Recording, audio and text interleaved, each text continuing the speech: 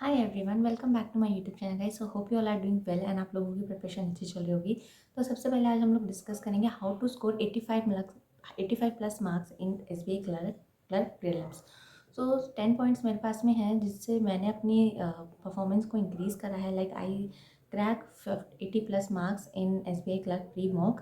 So they are few tips जो मैं आप लोगों के साथ में डिस्कस करना चाहती हूँ, जिससे अगर आपके मॉक में एग्ज़ाम मतलब कि लाइक मॉक में अच्छे मार्क्स नहीं आ पा रहे हैं तो आप कैसे अपने मार्क्स को इंक्रीज़ कर सकते हो। ठीक है, तो सबसे पहले मैं उसमें बात करूँगी आप अपना realistic set your realistic target. आपको लाइक हवा में अपना टाइम टेबल नहीं बनाना, अपना हवा में मतलब गोल नहीं बनाना है कि मुझे ये करना है मुझे वो करना है, ऐसा कुछ नहीं करना। अपना रियलिस्टिक टारगेट बनाओ कि हाँ ये मैं कर सकता हूँ और ये मैं कर सकता हूँ या कर सकती हूँ और ये मुझे करना ही है। ओके, तो फर्स्ट पॉइंट है हमारा set realistic target. Second point की मैं बात करूँ, सेकेंड पॉइंट है create your time table. It is very important to create your timetable or make journal, because it is very important how you will manage your day in the next morning. So it will help you to increase your efficiency, your productivity, your input और output दोनों।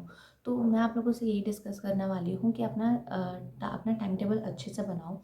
रात को सोने से पहले, bed time से पहले अपना टारगेट बनाओ और मॉर्निंग में उसको अप्लाई करो। जैसे ही आप एक गोल के साथ में उठते हो ना, तो आपका माइंड क्रैक करता है कि मुझे ये चीज़ें क्लियर करनी है। और ट्रस्ट मी, जैसे जैसे आपके जर्नल पे, आपके टाइम टेबल पे टिक मार्क होते रहते हैं कि हाँ मैंने ये टारगेट कर लिया, ये टारगेट कर लिया, तो वो आपको अंदर से मोटिवेशन देता है कि हाँ यार मैं कर सकता हूँ, मैं कर सकती हूँ।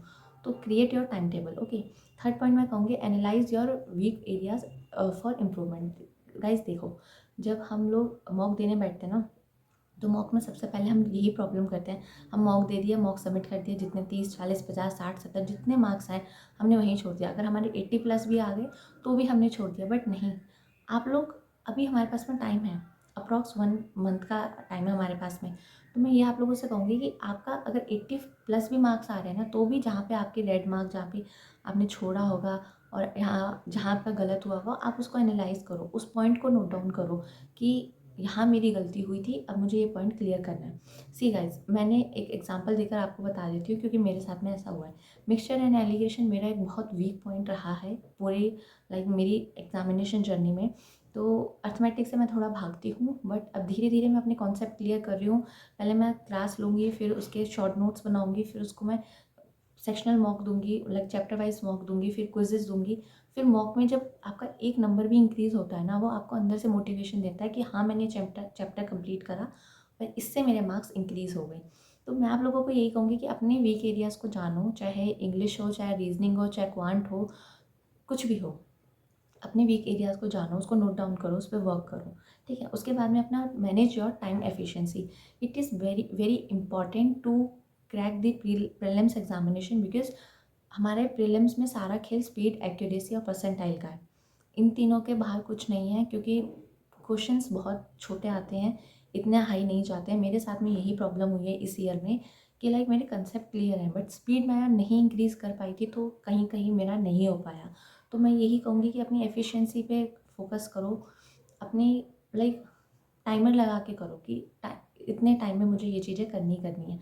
तो जब आप टाइम बाउंडेशन में काम करोगे ना, तो आपके अपने आप से स्पीड बढ़ जाएगी। और एग्ज़ाम में जब आप बैठोगे ना, और आपको अलग से मोटिवेशन आएगा कि यार नहीं, मैंने अपनी तैयारी अच्छे से करी है, मैं अच्छे से परफॉर्मेंस कर सकता हूँ या कर सकती हूँ, तो उसका रिजल्ट भी डेफिनेटली अच्छा ही आएगा। फिफ्थ पॉइंट की मैं बात करूँ, master in important concept. Guys देखो, अर्थमेटिक बहुत लोग भागते हैं अर्थमेटिक से। ओके, लेकिन कुछ अर्थमेटिक के चैप्टर्स ऐसे हैं जिनको अगर हम नहीं करेंगे ना, तो शायद हम क्वांट निकाल ही नहीं सकते हैं। फॉर एन एग्जांपल मैं बात करूँ, profit and loss, percentage, ratio, proportion, average. और लाइक मैं ये भी कहूँगी कि मेरे को मिक्सचर एंड एलिगेशन एक one of the important topic लगता है। स्पीड, डिस्टेंस, टाइम, ये कुछ टॉपिक्स ऐसे हैं जिन पे जब आप अगर आप प्री कर भी गए बगैर इन्हें करे, कैसे भी करके, लाइक जैसे हम SBI की बात करें, उधर सेक्शनल कट ऑफ नहीं है, आप रीजनिंग और इंग्लिश को करके आप प्री क्लियर कर भी गए, लेकिन आप मेंस में आके फंस जाओगे। आपको नहीं पता ना कि बाकी इंग्लिश, रीजनिंग, GA कैसा आएगा, हो सकता है वो भी बहुत टफ आए, तो वहाँ पे भी हम ना कर पाए, और क्वांट हमने उठा ही नहीं, तो वहाँ हम फंस जाएंगे। ठीक है, तो ये कुछ बेसिक चैप्टर है जिनको आपको साथ के साथ करना पड़ेगा। Ages and average one of the important chapter, जिसमें एक या दो क्वेश्चन प्री में आता ही आता है। और मैं गाइस सही बता रही हूँ, 0.25 marks is very important to clear any examination. So I must suggest to clear maximum as much you can clear your concept in quant, क्योंकि बहुत बच्चे क्वांट में ही भागते हैं. ठीक है. उसके बाद में मैं बात करूँगी प्रैक्टिस मॉक टेस्ट पे. आप लोग जाओ, उधर फ्री की क्विजेज होती हैं, वो दो. आप परचेज़ कर सकते हो. और जैसे आप अड्डा की, मैं बोलूँगी आप अड्डा भी जा सकते हो. उधर 15 मिनट्स की कुछ कुछ क्विजेज होती हैं जो बहुत इंपॉर्टेंट होती हैं. और लाइक इतने से आप इतना इतना रोज़ रोज़ करोगे ना, तो लाइक आफ्टर 6 to 7 मंथ आपका बहुत इंप्रूवमेंट हो जाएगा. और अगर आप अच्छे हो तो फिर SBI क्लर्क तो आपका निकलना ही निकलना है. ओके. उसके बाद में मैं बात करूँगी कि रिवाइज रेगुलरली. आपका सबसे इम्पोर्टेंट क्या है कि हम लोग क्या करते हैं, हम चीज़ें करते हैं और फिर उसे छोड़ देते हैं. लाइक मैंने पहले करा था एक बार मिक्सचर एंड एलिगेशन. तो मुझे ऐसा लगा था कि अरे यार, मुझे सारे कॉन्सेप्ट आ गए, अब मेरे को करने की ज़रूरत नहीं है, मैं सीधा मॉक में होंगी. लेकिन जब कुछ टाइम के बाद में आप मॉक पे बैठते हो और आपको पता है कि ये क्वेश्चन आपने करा है, बहुत ईजी है, but due to practice, lack of practice, आप वहाँ पे छूट जाते हो और आपका एक क्वेश्चन गया. तो मेरे साथ में ऐसा बहुत होता है. और मैं इसलिए ही सजेस्ट करूँगी आप लोगों को कि रिवाइज़ करो रेगुलर बेसिस पे. अपने शॉर्ट नोट्स जो बनाते हो उस पर वर्क करो. शॉर्ट नोट्स को डेली बेसिस पे रात को सोने से पहले पढ़ो, सुबह उठने के बाद पढ़ो.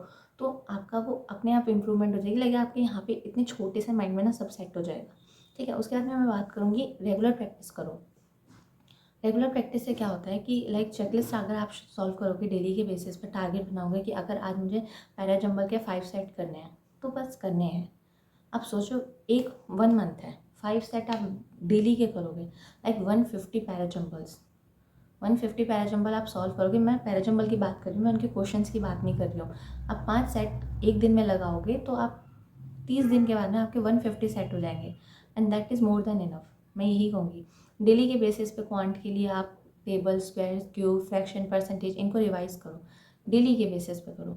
रीजनिंग में मैं रिविजन तो क्या ही होगा, लेकिन आप डेली के बेस पे प्रैक्टिस करो, क्योंकि उसके नोट्स नहीं बनते हैं, उधर क्वेश्चन आता है, आपको सॉल्व करना होता है. ठीक है. बहुत कम टॉपिक्स ऐसे हैं रीजनिंग में जिनमें आप शॉर्ट नोट्स बना के कुछ एनालाइज कर सकते हो. अदरवाइज आप डेली बेसिस पे क्विजेस लगाओ, मॉक लगाओ, उसी से आपकी प्रैक्टिस रीजनिंग की हो सकती है. ओके. उसके बाद में मैं बात करूँगी इम्प्रूव योर वोकेबलरी. ऑनेस्टली बताऊँ, मैंने पहले बिल्कुल भी वोकेबलरी पे वर्क नहीं करा था. बट जब मुझे दिखा एग्ज़ाम में कि भाई मतलब बहुत क्वेश्चन आते हैं अब तो वोकैब पे रिलेटेड. अगर आपको एक पैराजम्बल में या एक पैसेज में, आपको एक क्लोज टेस्ट में अगर एक वर्ड का मतलब नहीं पता ना, तो इसका मतलब है कि आपका पूरा का पूरा वो टॉपिक गया, वो पूरे 5 क्वेश्चन उससे रिलेटेड गए. क्योंकि अगर आपको थीम नहीं समझ में आएगी किसी चीज़ की, तो आप कैसे उसको उसके आंसर मार्क कर सकते हो, नहीं कर सकते ना. तो मैं ये सजेस्ट करूँगी, improve your vocabulary, do daily basis पे your editorial, note down their vocabulary.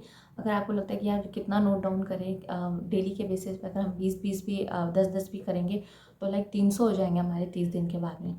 ऐसा मत करो, आप रीडिंग करो.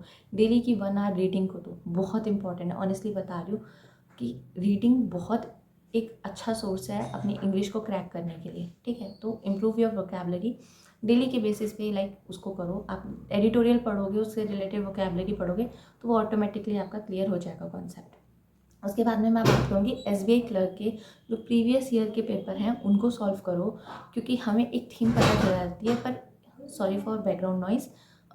देखो, अगर हम SBI क्लर्क का अगर हम प्रीवियस ईयर के पेपर करेंगे ना, तो हमें एक थीम पता चल जाती है. अगर हो सकता है कि इस बारी पेपर थोड़ा हट कर आए, लेकिन सिलेबस से बाहर नहीं आएगा ना, आएगा तो उसी के अराउंड.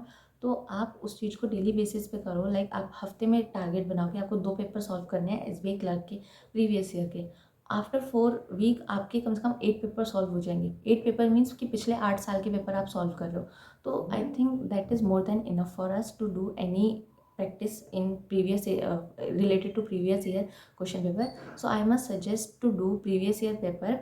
और मेमोरी बेस्ड पेपर आप कर सकते हो. मेमोरी बेस्ड ऑलमोस्ट, वैसे तो मैं ये बताऊंगी कि मेमोरी बेस्ड पेपर क्या होते हैं कि बहुत इजी होते हैं. जब हम उन्हें सॉल्व करने बैठते हैं तो हमें लगता है अरे यार ये पेपर में आएगा, ये तो हम ऐसे कर लेंगे. थोड़ा इजी बनाते हैं मेमोरी बेस्ड पेपर. बट मैं ये कहूँगी कि मेंस को अगर आप टारगेट कर रहे हो SBI क्लर्क में, तो आप मेंस के मेमोरी बेस्ड पेपर लगाओ, क्योंकि वो थोड़े हटके होते हैं, वो इतने ईजी नहीं होते हैं.